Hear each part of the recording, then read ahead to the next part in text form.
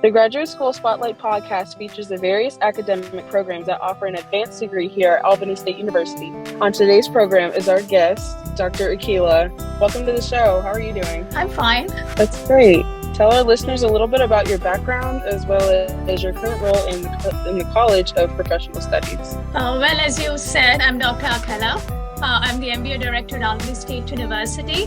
I have been working here since 2005, and I'm a full professor of management.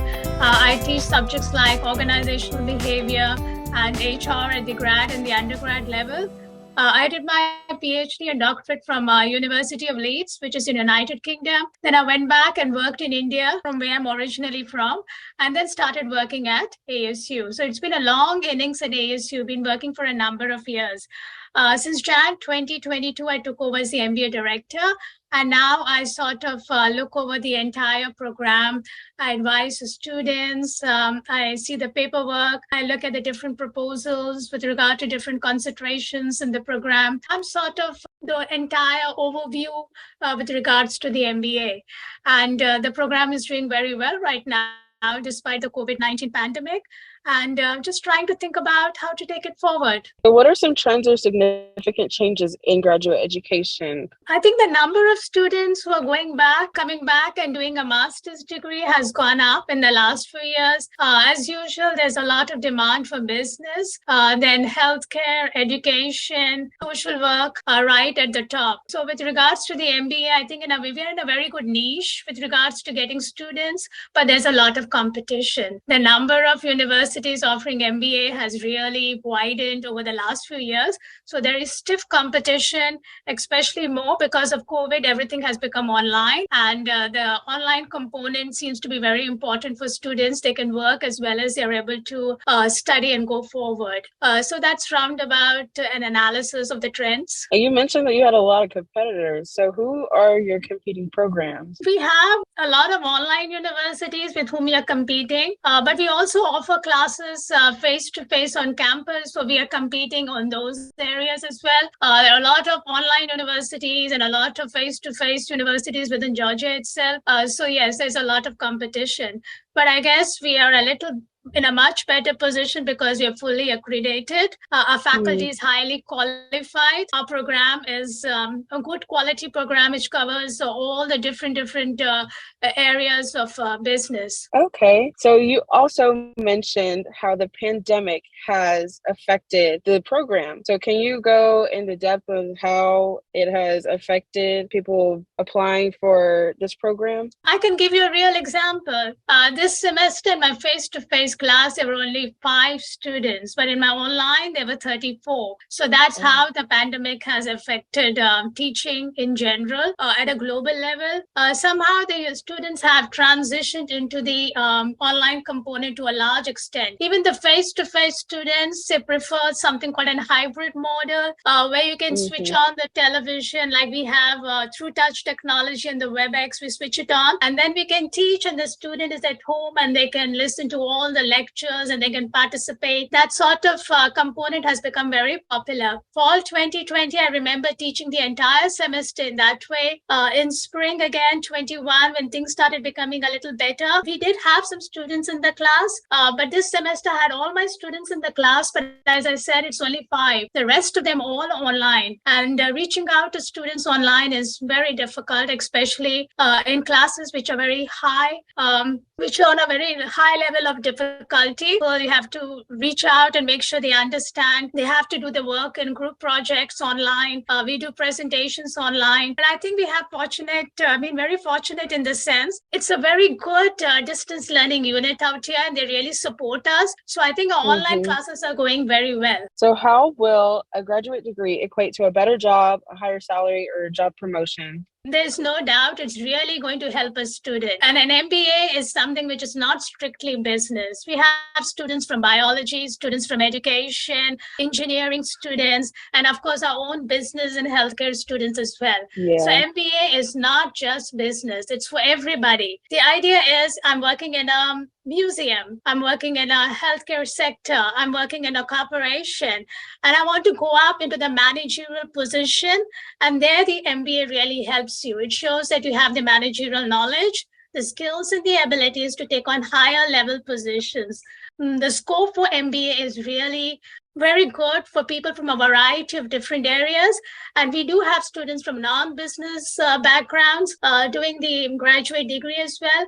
And I think most of our students are doing very well. So please, can you discuss careers that require an advanced degree to become successful? I think I sort of answered it just now. Any area which requires a managerial position, your MBA will definitely help you out there. It allows you to go on to the senior level managerial positions. A supply chain manager or an accounting manager, a healthcare manager, an operations manager, a project manager. An MBA is a definite advantage. You want to become a consultant, again, an MBA is an advantage. I want to take over my HR department, an MBA will certainly help you in the long run. Okay. So can you tell me a little more about the program? Yeah. The program is total 10 subjects, just 10 subjects, 30 credits. Of course, we'd have concentrations, which are 33 credits. That amounts to 11 subjects. We have an MBA in a general track, a general concentration. Then we have an MBA in supply chain, which is the latest. We have an MBA in accounting concentration, an MBA in healthcare with Phoebe right next door. That's a great advantage to have an MBA in the healthcare concentration. And then finally, we have an MBA in the public administration. So for those people who want to have a footing in both public administration and business administration, this is the perfect choice for those students. So again, coming back, 10 subjects to 11 subjects, and you can finish it in 1 year. You can take 4 subjects in fall, 4 in spring, 2 or 3 in summer, and you're completely done. All our classes are online. We also offer the core classes face-to-face during the evening time on campus from 6 to 8:30. So if you're not sure about one subject, you can switch over and do the face-to-face component. It's very flexible. We are a very small faculty group out here, and we take a very personal interest in our students. So it's a very good program, heavily supported by very committed faculty, which can be easily finished in 1 year. And from what I gather, it's not that expensive. So you said that you don't have to have a business background to get your MBA or to be in the MBA program in graduate studies, correct? Yeah, you're right. You got onto a very relevant point. So what fields do you see the most students other than business? Well, theoretically, one needs to know business to come into the program, but we understand that a number of people might be working non-traditional. Even if you're in the younger age group, you might be working.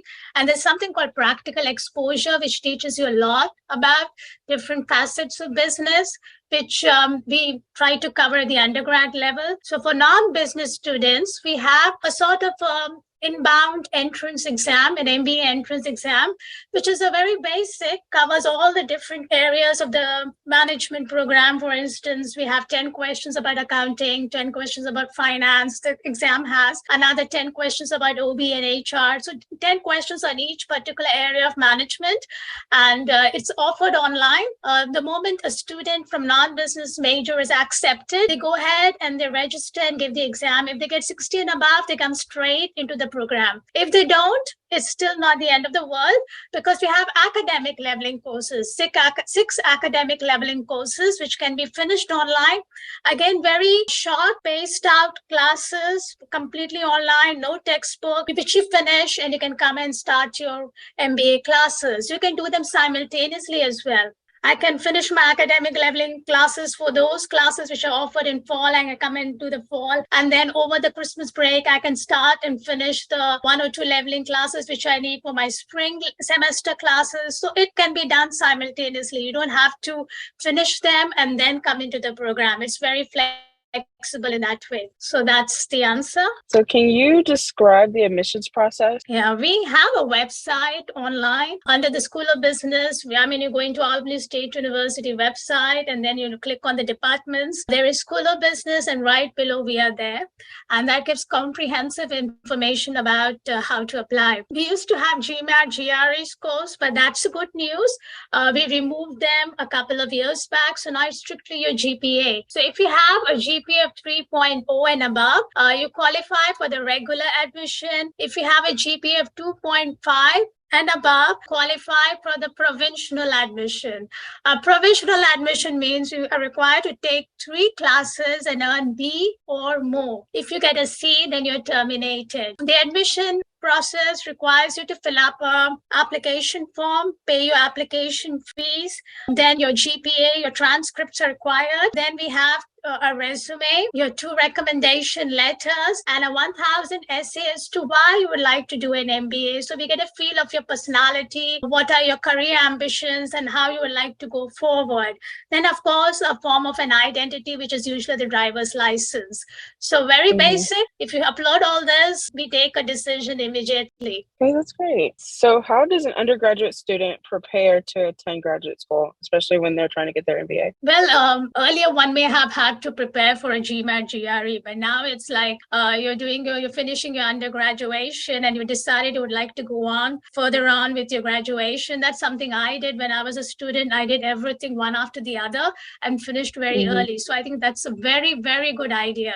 You're in your last semester of your undergrad and you decide you want to do an MBA, you can apply at that time only. You don't have to wait for your final scores. We immediately look at all the different information provided in the application folder.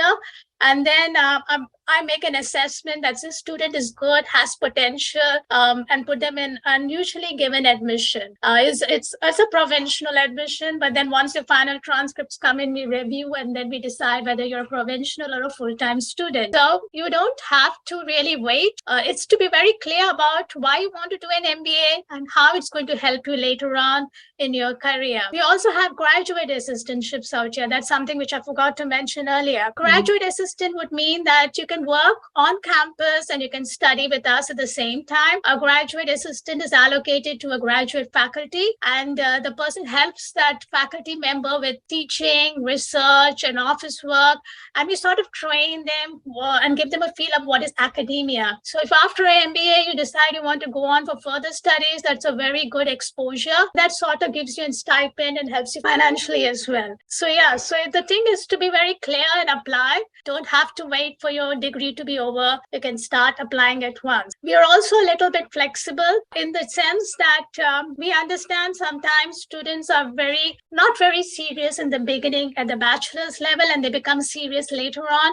So we consider the last 60 hours of your coursework. So that's again an advantage. So you didn't study the first 2 years, no problem. You can always catch on and you still have a very good chance of getting into a very good program at the grad level. I like that. So do you have any advice for undergraduate students? I would tell them in your final semester, be very clear about what you would like to do. Would you like to go ahead and start a career, or would you like to study further? Both options are fine, provided you know why you want to do it. If it's an MBA, then look around. You want to do a face-to-face MBA or you want to do an online? Would you like to work and study at the same time, or do you want to become a full-time student?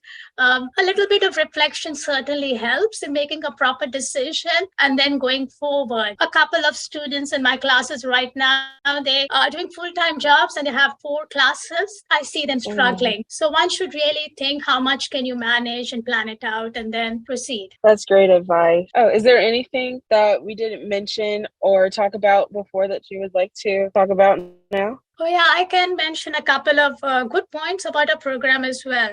If you are interested in doing a CPA and you're from accounting background, our MBA sort of helps you, the accounting concentration, it puts you on track. If you're a supply chain or logistics person and you're interested in Six Sigma training, that's something else which our MBA looks into as well.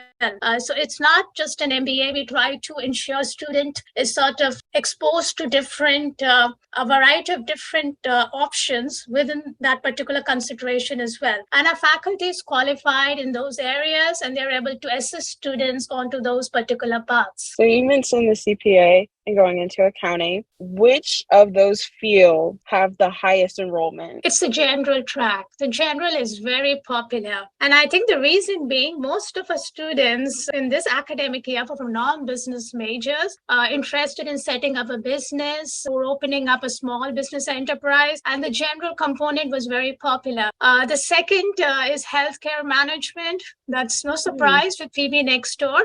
Accounting is catching up. And I would say that's a reason to our latest graduate faculty. It's the supply chain and logistics, which is a little bit on the low side. Then I think we do have a number of international applicants who are interested in that particular consideration. But then when we talk about international application, it's all about visa and so on. And that's where I think we are losing out on those students. So the first is a general track. And the next one is healthcare with accounting very close to it. I actually think it wasn't surprising to hear that the general track was the most popular, because this generation, I've noticed that a lot of people in my generation want to work for themselves. They want to create their own businesses, their own spaces, so that they can become successful without having to follow somebody else's rules. So I didn't see that as a surprise, but that is great for the program. No, I think you had a very good point out there. You want to work for yourself. So if you want to work for yourself, you need a general knowledge about business. So BA in a general track, which covers small business management, legal environment, international, certainly helps the person onto that particular direction. Oh, yeah, for sure. Thank you so much for coming on the show. I enjoyed interviewing you. And I enjoyed talking to you. You did a very good job. Thank you. Thank you so much. Thank you. Each week, this podcast features a different graduate program offered here at Albany State University. Today's interview in Season 1 of the ASU Graduate Spotlight podcast. I'm your host, Sydney Pettus. Thank you for listening. You just listened to another episode of the Graduate School Spotlight podcast. And the Graduate School Spotlight podcast is produced right here in the studios of WASU-FM on the campus of Albany State University. I am the production editor, Connie Williams. And I am your host, Sydney Pettus. Thank you for listening.